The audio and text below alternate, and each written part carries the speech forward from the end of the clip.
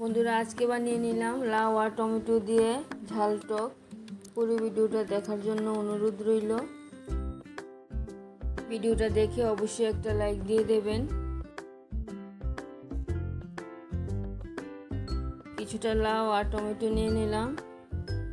লাউ আর টমেটোগুলি ভালো করে ধুয়ে নেব, ধুয়ে কেটে নেব।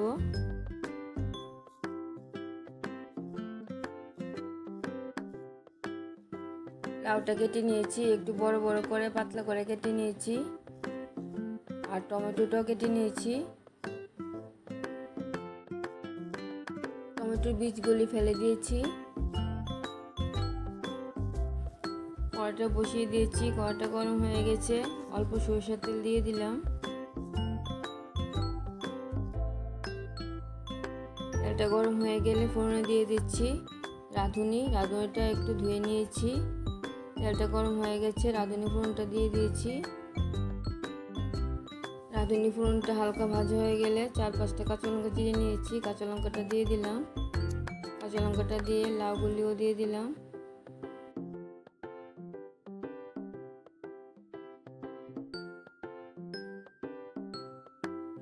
লাউটা দিয়ে একটু নাড়িয়ে চাড়িয়ে দিচ্ছি।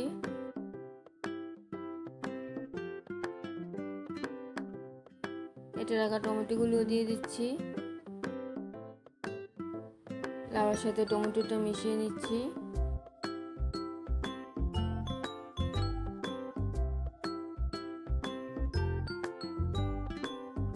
লাউ আর টমেটোটাকে মিশিয়ে নিয়েছি, লবণটা দিয়ে দিচ্ছি, হলুদটাও দিয়ে দিচ্ছি। লবণ হলুদটা দিয়ে লাউ টমেটো ভালো করে নাড়িয়ে দিচ্ছি। নিয়ে নিলাম কিছুটা জিরে গুঁড়োটা দিয়ে দেব।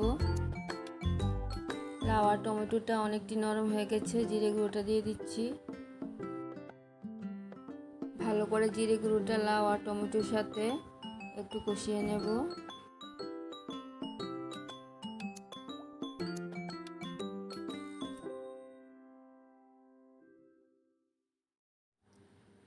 জিরে গুঁড়োটা লাউ টমেটোর সাথে ভালো করে কষিয়ে নিয়েছি। গরম জলটা দিয়ে দিচ্ছি।